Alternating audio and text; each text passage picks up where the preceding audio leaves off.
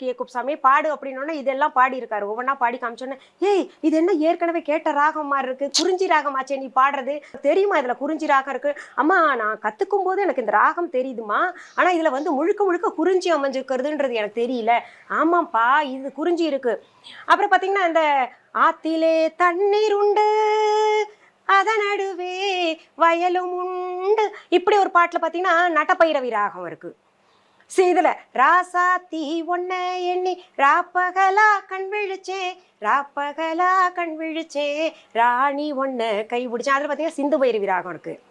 தஞ்சாவூர் மண் எடுத்த பாட்டுல சாருகேசி இருக்கு.